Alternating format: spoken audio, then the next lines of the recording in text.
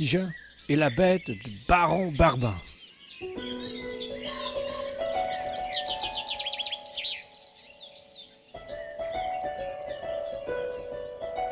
L'histoire se déroule dans un petit village médiéval à la toute fin de l'été. En fait, c'était la saison des pommes. Déjà, les tartes aux pommes embaumaient le village. Alors, ça a été une année exceptionnelle de récolte et les marchands étaient bien fiers de présenter leurs marchandises. Des pommes, des poires, des patates et bien d'autres victuailles. C'est ici qu'on retrouve Jean-Christophe et son petit-fils Élie qui venaient tout juste de terminer leurs emplettes. À un certain moment donné, alors que Jean-Christophe regarde l'étalage d'une dame, quelque chose a capté son attention. Élie se demande pourquoi son grand-père fixe du regard cet objet si étrange. Aux yeux d'Élie, cette chose, flasque, rougeâtre et ratatinée, n'a aucun intérêt. Jean-Christophe demande à la dame « Mais d'où peut bien provenir cette chose ?» Elle lui dit « Toutes ces affaires qui sont sur les étalages appartenaient au baron Barban. Il est mort depuis bien longtemps déjà, et l'un de ses descendants l'a mandaté pour vendre le tout. » Jean-Christophe semble d'autant plus intrigué par l'objet et décide de se le procurer. Il débourse un montant dérisoire et le prend avec lui. Il le dépose autour de ses épaules et poursuit son chemin. Élie se demandait bien ce que son grand-père pouvait bien faire avec cet objet autour du cou. Il lui demande « Mais grand-papa, qu'est-ce que tu vas faire avec ça? À quoi ça sert? » Il y avait pourtant bien d'autres choses qui étaient intéressantes sur les étalages. Il y avait des beaux vases, des chandeliers, mais pourquoi cet objet? Jean-Christophe semble à ce point absorbé dans ses pensées qu'il ne porte guère attention à son petit-fils. Voyant le regard hagard de son grand-père, Élie n'insiste pas. Après un certain temps, Jean-Christophe revient à lui-même et propose à Élie d'arrêter au Moulin à Eau pour lui raconter une histoire. C'est son endroit préféré. Tous deux s'installent assis par terre, non loin de la grande roue, et Jean-Christophe débute son récit. Il y a fort longtemps, soit à peu près une quarantaine d'années, le prince devait se marier le lendemain. Il voulait s'assurer que tout soit parfait, et c'est la raison pour laquelle il a demandé à Ti-Jean de l'accompagner pour faire les emplettes dans le village, ici même. Pendant des heures, le prince choisissait méticuleusement les denrées qu'il rapporterait au château. La charcuterie, les fruits, les légumes, le vin, il goûtait à tout pour s'assurer de leur qualité. Une fois leur course terminée, la charrette bien remplie, ils reprirent leur chemin de retour et empruntèrent la route juste ici. Puis, ils traversèrent le pont. C'est à ce moment qu'ils aperçurent des nuages menaçants à l'horizon. Un orage semblait se diriger vers eux et bientôt, une décision s'imposerait. De l'autre côté du petit pont, deux chemins s'offraient à eux.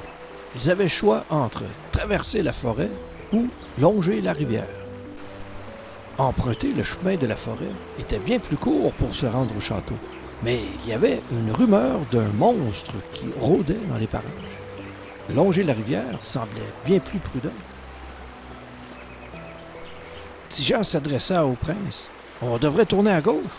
Comme ça, on risque pas de croiser la bête. » Le prince lui répondit « Si on prend la longue route, on risque à coup sûr d'être rattrapé par l'orage. J'ai pas le goût d'être tout trempé. C'est bien plus rapide de passer au travers de la forêt. Mais le monstre, il risque de nous tomber dessus, lui dit Ti-Jean. Mais non, faut pas croire à ces sornettes, l'interrompit le prince. C'est des histoires pour les enfants. Et de toute manière, s'il y a quoi que ce soit, j'ai mon épée et je pourrai te protéger. Oui, mais je pense pas que c'est une bonne idée. Mieux vaut éviter les dangers. Non, ça va faire, là. C'est moi le prince, après tout. C'est moi qui décide. On va tout droit. Et ainsi, ils empruntèrent le chemin de la forêt. Au tout début de la traversée, Ti-Jean était un petit peu nerveux, mais sachant que le prince pouvait manier l'épée de manière habile, ça le rassurait tout de même. Après un certain temps, Ti-Jean commençait à sentir l'endormitoire passer par le mouvement du chariot. Il s'est endormi lentement. Alors que la nuit s'installait et que la clarté s'atténuait, le prince conduisait le chariot tout doucement.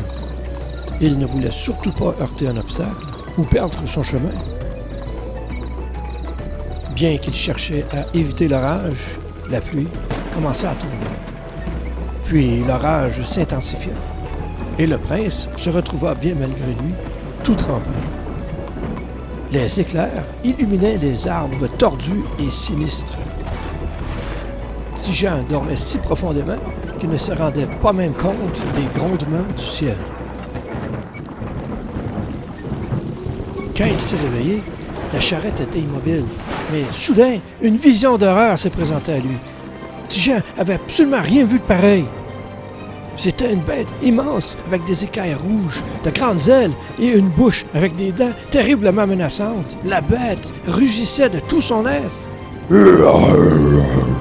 Ti-Jean était transi de frayeur. Il ne pouvait même pas bouger. Puis finalement, Ti-Jean a sauté de la charrette et a couru dans la forêt. Il s'est enfargé sur une grosse racine et s'est étendu tout son long. Sauf que c'était pas une racine, c'était le bout de la queue du dragon. La bête appréciait pas ça du tout. Elle a commencé à bouger la queue d'un bord puis de l'autre. Puis là, Ti-Jean était pris au bout. « Ah! Prince! Aide-moi! Prince! » Il s'agrippait du mieux qu'il pouvait, mais s'abrassait d'un côté et de l'autre. « Ah! Ah! Oh! Oh! Oh! » Puis le dragon s'est arrêté de bouger. Ah, il se demandait bien Ti-Jean ce qui se passait. Puis le bout de la queue s'est détaché, tout comme celle d'un lézard lorsqu'il l'a attrapé par un prédateur. La bête s'est envolée en échappant un mugissement. Pendant ce temps-là, le prince dormait bien dur, s'est rendu compte de rien. Lorsque Ti-Jean lui a raconté ce qu'il venait tout juste de vivre, le prince n'y croyait pas du tout. Mais voyons donc, des dragons, il n'y en a pas depuis des centaines d'années. Va donc te recoucher, là, Ti-Jean. C'est pas drôle. Oui, mais il y avait vraiment un dragon. Je l'ai combattu. Je l'ai attrapé hors la queue. Et va te coucher. Le lendemain, au petit matin, heureusement, la température était clémente. Il faisait beau et chaud. C'était bien agréable. Ils arrivèrent au grand pont du château. Le prince voulait absolument rien savoir des histoires de Ti-Jean. Il l'a bien averti. Là, ton histoire de dragon, je veux plus d'entendre parler. Châteaubrun. C'était le joyau de la région. On prétendait que tous les hommes des villages autour avaient contribué à le construire. Chacun d'eux avait transporté au moins 1000 blocs de pierre. L'édification d'une telle forteresse avait nécessité plus de 17 années de dur labeur. Avec ses nombreuses tours et tourelles qui pointaient vers le ciel, il se mariait bien avec ce paysage montagneux. La paix et la sérénité y régnaient. Bien des réceptions et des festivités avaient lieu dans ce château. De nombreux représentants des royaumes environnants s'y rendaient pour vivre de beaux moments. D'ailleurs, bon nombre d'entre eux étaient conviés pour le mariage du prince. Ti-Jean était impressionné par la magnificence de ce château et aussi sa robustesse. De tels remparts pouvaient certainement résister à l'assaut même d'un dragon. Il s'y sentait en sécurité. Il avait bien hâte d'assister au mariage et aussi au banquet qui s'ensuivit. Celui-ci avait lieu dans la grande salle du château, tout en hauteur. Surplombant les grandes murailles, il était possible de voir au travers ces grandes fenêtres la contrée. Ah, que de beaux moments l'attendaient! Une fois dans la cour du château, il bondit hors du chariot et alla raconter son histoire à une demoiselle. Il décrivit le combat épique qu'il eut avec le dragon. La noble dame ne put s'empêcher de pouffer de rire. Elle l'applaudit tellement cette histoire insensée l'enchantait. Mais c'est vrai ce que je viens de dire. Mais pourquoi personne ne me croit? L'un des gardes du roi, Hector, intervint et somma Ti-Jean de le suivre pour rencontrer le roi. Apparemment, Ti-Jean aurait commis un méfait et il devait maintenant répondre de ses actes. Hector le mit en garde. Le roi est bien tendu de ce temps-là, considérant le mariage de son fils. Il a bien des choses à penser. Mieux vaut ne pas le contrarier davantage. Ti-Jean se demandait ce qu'on pouvait bien lui reprocher. Une telle situation l'inquiétait grandement.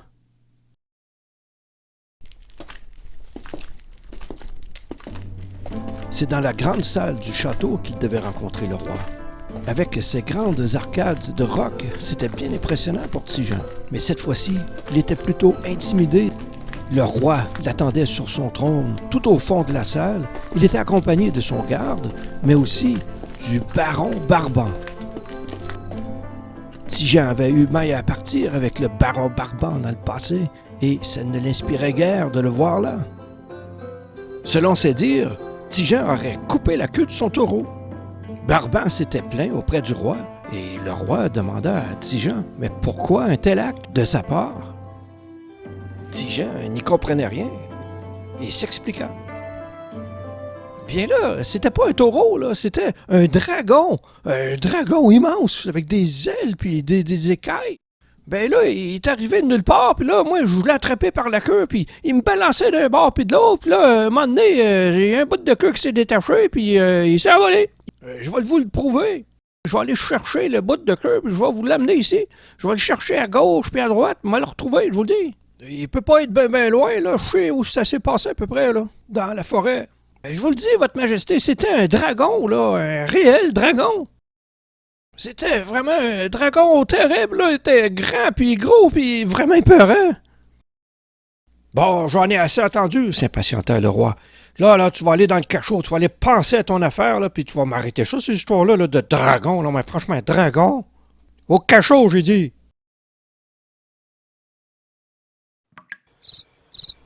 Jean était bien triste de se retrouver dans un cachot froid et humide. Il était d'autant plus déçu de ne pouvoir assister au mariage et aussi au banquet. Peut-être qu'il avait imaginé le tout. Jean! Mais voyons. Jean semblait entendre des voix. Jean! Il regarde bien autour et il ne voit personne dans sa cellule. En fait, c'est un peu sombre, mais il n'y a personne. Jean! Jean! Il entend une voix. Jean! Jean! Ah, mais c'est la princesse! Il se rend la voir. Mais, princesse, qu'est-ce que tu fais là? Jean, mais pourquoi tu prétends qu'il y avait un dragon? C'est pas le temps là, d'inventer des histoires. Mais non, je t'assure, il y avait vraiment un dragon. Écoute, Jean, si tu veux assister au mariage et au banquet, il va falloir que tu revises ton histoire. Oui, mais... T'as juste à dire que c'était une blague et on va pouvoir te libérer. C'est d'accord, je veux bien, se résout Jean. Et comme de fait, le lendemain, en début de soirée,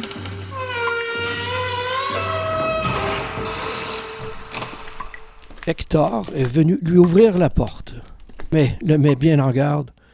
Écoute, là, Jean, si tu veux pas de problème, ne mentionne absolument rien au sujet du dragon. Allez, fais vite, on va se rendre au banquet. Jean était bien content de cette tournure d'événements. Le prince et la princesse appréciaient que Jean puisse assister au banquet. Malgré les festivités, Jean était tout de même bien pensif. Il se demandait bien pourquoi le baron Barban avait prétendu qu'il avait coupé la queue de son taureau. Peut-être avait-il tenté de se venger en prétendant qu'il était question d'un taureau, mais en réalité, il gardait un dragon caché dans son château. C'est ce que pensait Jean. Je dois absolument trouver le bout de queue du dragon. Comme ça, je vais pouvoir prouver hors de tout doute que j'ai bien raison. Et ce sera au tour du baron Barban de se retrouver dans le cachot. Et pendant longtemps, Jean chercha et chercha, mais sans succès, le bout de queue de dragon. Il se demandait bien ce qui en était advenu. Un vieil homme qui passait par là salua Jean-Christophe. « Hey, salut Jean! »« Salut, docteur! » lui répondit Jean-Christophe. C'est alors qu'il y comprit. « Ah, mais grand-papa, c'est toi, Jean? » Eh oui, et tu connais maintenant l'histoire de la bête du baron Barban. Et j'ai la preuve que le dragon était bel et bien réel.